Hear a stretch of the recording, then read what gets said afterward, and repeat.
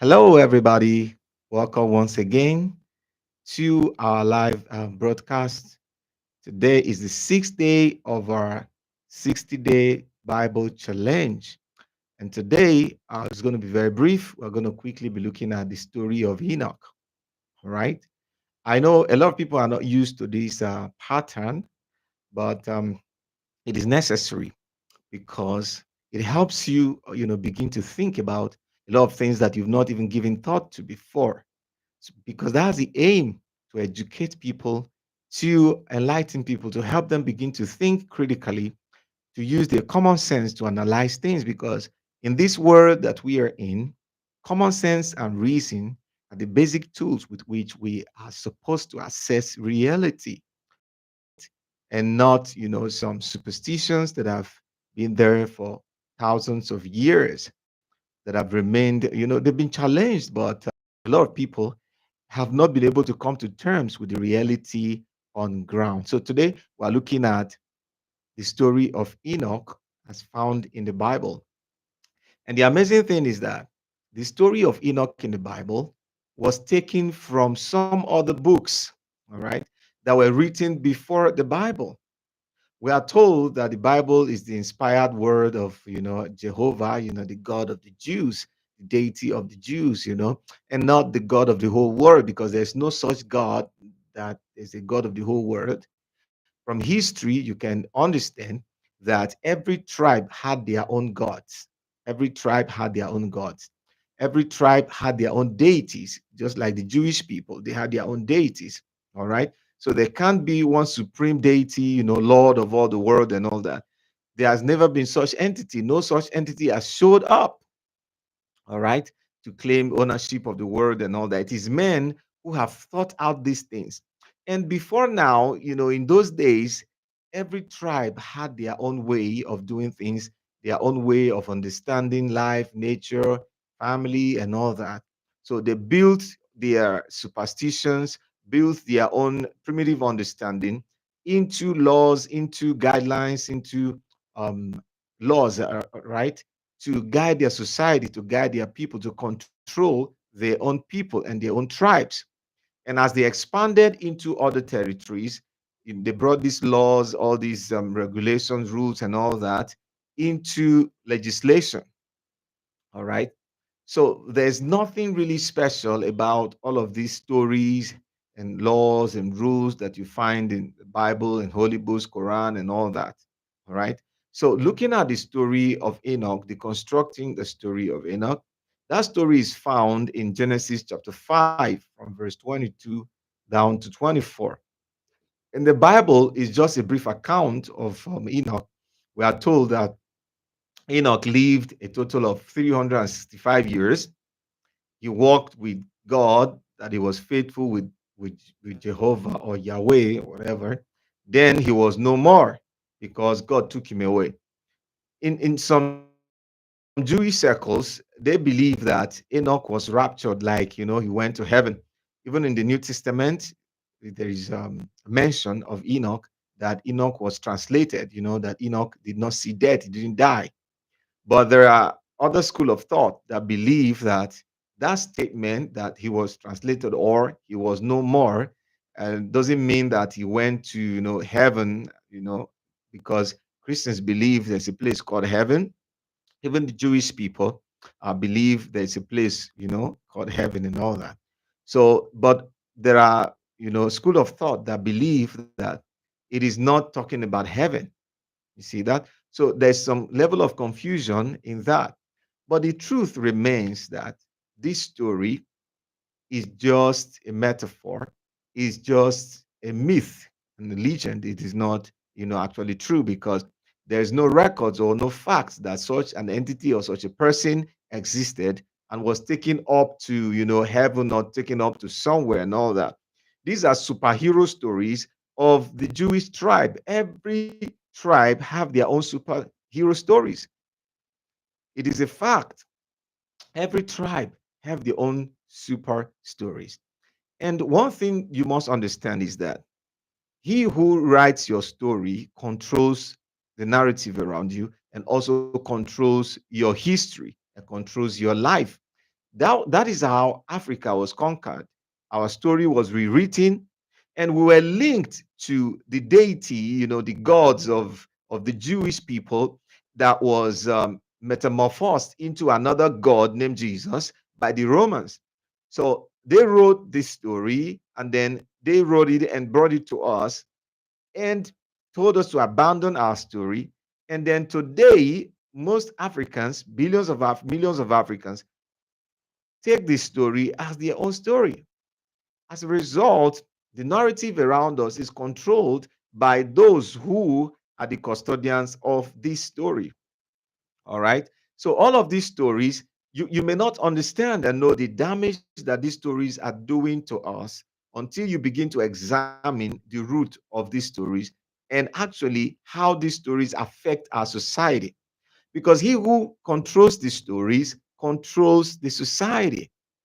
And that is the reason why there is trouble in the Middle East, because the story of Abraham, the Muslims were wise enough to rewrite these stories to suit their own narrative, to suit their own tribal deities, to suit their own tribal interests. As a result, that place, the Middle East, is under tension continually because the land is being dragged. The Christians, the Jews and the Christians believe that the land belongs to them, but the Muslims believe the land belongs to them also. The Muslims believe the whole world belongs to them, that their God owns every territory. And then the Christians also believe that. You see that? And the Romans took it so far, just like the Muslims are doing today. The Romans did even worse and all that. So you can see that these stories have been used to cause so much damage and harm. So when you believe that somebody, Enoch and all that, lived right with God and he went to heaven, it was translated. There's a place called heaven and it was translated and went to heaven. You too, you want to go to heaven. And for you to go to that heaven, there are some rules and regulations you need to keep. So they tell you this was what Enoch did, he paid tithe, he did this, he did that, you know, and then he was able to make heaven. And then that story, that narrative is used to control your life, to control everything about you. That is the danger of these stories. They look harmless, but they've been used to do so much damage and harm to our society. Now, the story of Enoch actually was copied into the Bible from other stories. Those who wrote the story in the book of Genesis, they copied it from other stories. You can find that in the book of Enoch 1. There is the book of Enoch 1. Then there's Enoch 2. Okay. The 2 is called the book of the secrets of Enoch. And then we have Enoch 3, which is a rabbinic text in Hebrew that was dated to the 5th century AD. The book of Genesis was written around the 7th and 6th century BCE. But after so many years, people, these are tales, these are stories that some people look at the story and say, no, the story shouldn't go like this. So they have to write another version to portray their own belief or their own take on the story, or what they think, how they think the story should go. You see that? So these stories have been modified. That's why you have different versions of the same story. Just like the story of Jesus in the Bible. We're going to come to that during this 60-day challenge. We'll talk about the story of Jesus. So you look at the story of Jesus, Matthew, Mark, Luke, and John, you see that there are different stories, different narratives, because they were written by different people according to what they thought or what they perceived the story should be, according to how they wanted the storyline to be. That's why you have different versions, all right? That's what even happens in every society. Everybody has a version of one particular story or the other.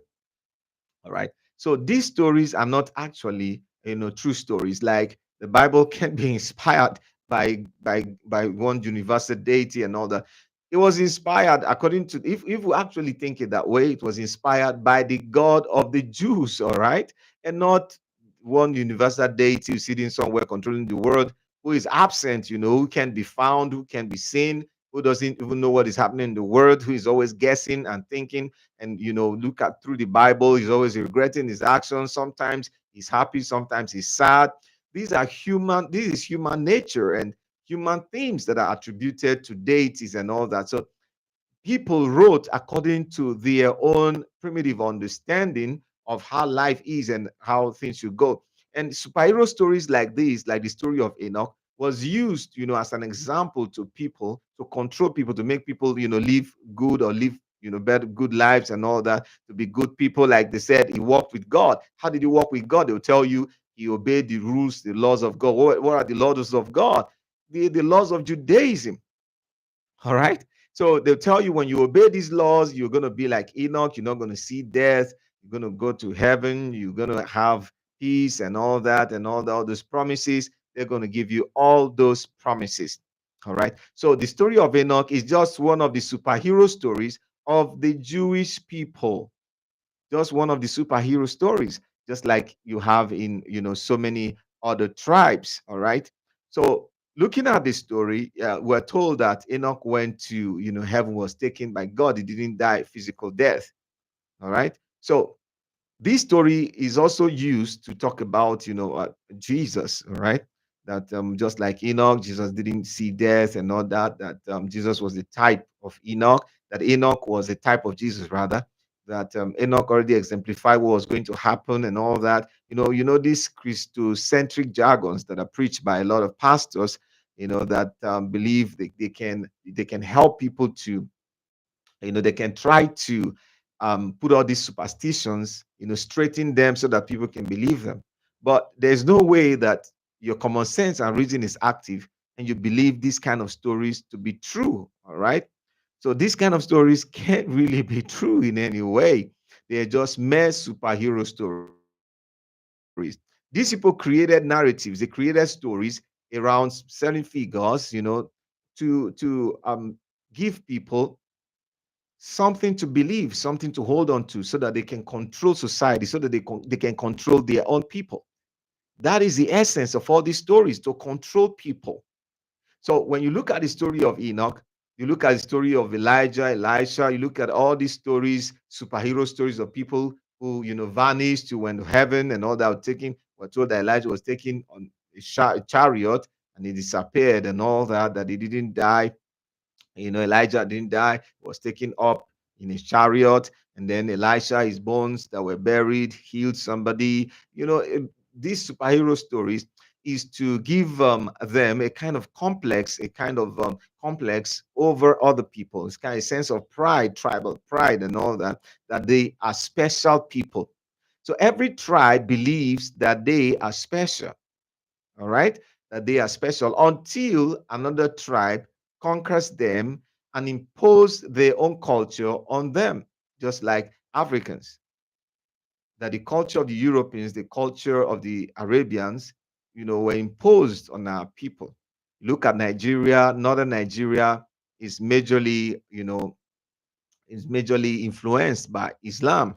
Southern Nigeria is majorly influenced by Christianity, and you can trace that to the root of colonization. The Arabians took over northern part of Nigeria. The influence of Arabia took over northern part of Nigeria, and then Christianity took over the southern part of Nigeria. And you can see that in the religion that is most dominant in these areas. So these narratives of superheroes, and all that, it is to give the people, give the particular tribe that created these stories an edge over other tribes. Just like in the Bible, we're going to come to all that as we progress in the 60-day Bible challenge. The story of Nebuchadnezzar when he conquered the Jews and all that. And then we'll talk about when they returned to the land under Cyrus. If you look at the narrative from the path of Cyrus and all that, from archaeological finds, the story as it's written in the Bible is different from what is written by Cyrus and his people about what actually happened, the war and how it happened. The Jews believe it was their God that allowed them to go to captivity and to be captured and then to return home. That it was their God that used Cyrus is in Isaiah to bring them back home. But the story is different, on the side of Cyrus. Cyrus believed his God, Murdoch or so, helped him to conquer these Jews and helped him to rule over the world and all that. We're going to come to all that when we get to that point. So, but what I'm trying to say is the fact that there are so many superhero stories, especially this one of Enoch, you know, to give, the tribe that originated these stories a sense of pride, to give them a sense of pride. That is the essence of these superhero stories. Okay. But if you believe these superhero stories to be true, you're actually deceiving yourself, and you have actually subjected yourself to the narrative that is coming out of this tribe that produced this story. All right. Now, who are the people that are controlling this story right now? It is the custodians of Christianity and the government that we have, democratic governments that we have. They use these narratives, they use all these stories. For instance, what prompted Donald Trump to go and announce Jerusalem as the capital of Israel when he was president at that time is these stories from the Bible. And you can see the confusion, you can see the problems that these things are causing. All right. The Middle East has known peace for so many years because of these narratives, these stories that a certain land belonged to certain people because a God, that is not known, that nobody sees, told them that the land belongs to them, was given to their forefathers, and all that. All of these stories, okay, around the superheroes, for instance, Abraham is a major superhero in the narrative of, the Jews, Christians, and Muslims, and everybody's trying to lay claim to Abraham. They've forgotten their ancestors, their own ancestors, and now they're laying claim to Abraham, that Abraham is their father, Abraham is their ancestor, and all that. You can see that the Muslims were very clever. They took the stories of the Jews and the Christians, modified them to reflect their own narrative, their own, thought line, and their own beliefs.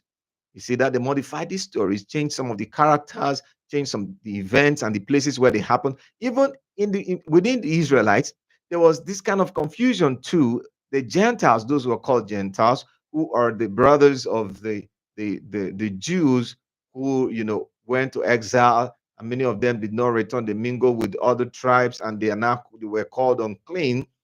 They had different stories. For instance, the Samaritans, believe that Mount Gerizim is where, a lot of things happen. That's a holy place, but the Jews believe that the holy place is in Jerusalem. You can find that in the narrative in the story of Jesus. We're going to come to all that as we progress. So you see that there's a lot loaded that we're going to actually examine. So you have no excuse not to join this podcast and this broadcast. This live session is happening for 60 days. Today is just day 6, and then we're going to continue tomorrow, 5 p.m. West African time every day. If there's going to be any adjustment, any change of time, I'm going to announce it as we progress. But for now, it remains 5 p.m. every day. So if you are gaining any information, if your mind is if you're getting anything from this live broadcast, you can support us, by sending buying thanks, or sending super chats. You can drop a comment or drop a chat for us, and we are going to read your comment or chat, on live. And if you want to join us, you want to join us live, you can also drop a comment so that we can discuss about it. Whether you're watching on Facebook or watching on YouTube, just share this video, like this video, comment on this video, and let's see how far we're going. If you wherever you're watching from, you can drop a comment where you're watching from, so that we know how far we're reaching and the impact we're making. All right. So to finalize for today, the story of Enoch is just another superhero story, a tribal superhero story, and a narrative that was created like every other superhero story to control people, to control the people of a particular tribe, and then other people as this tribe goes out to conquer other people and to win, lands and get resources and all that. All right. Remember this. Don't forget this statement. He who controls your story controls your narrative and then bears rule over you. So that is why it's important that you begin to rewrite your own story. All right. It's important, especially for Africans, we need to rewrite our own story. We have no link to Enoch. We have no link to Abraham. We have no link to these people. These people are alien to us. All right. We have our own superheroes. And these superheroes that we have, they're not the kind of funny superhero stories that are very unbelievable, that are talking about impossible things, that they achieved impossible feats that you cannot replicate. You can see it, they just told stories, to hype themselves, to promote their ego, to push their narrative, and also to push their interest and all that. So, Africans, it's time for us to wake up, especially so that we can rewrite our own story and then push our own narrative and then help our people to come to the level where they are so enlightened that they can decide how they live their lives and their own future, and not what is happening, that religion, but Islam and Christianity is being used to manipulate our people, and then our resources are gradually taken away as people are taught to believe in heaven or hell and all that, all these stories. And the story of Enoch is one of the stories that is used to push the narrative of heaven and hell, which is not true, which doesn't exist. All right. So if you are enjoying this podcast, this live session, do well to share this video, do well to comment, and do well to also like the videos. All right, thank you for joining. This is where we're going to draw the curtain for today. See you tomorrow.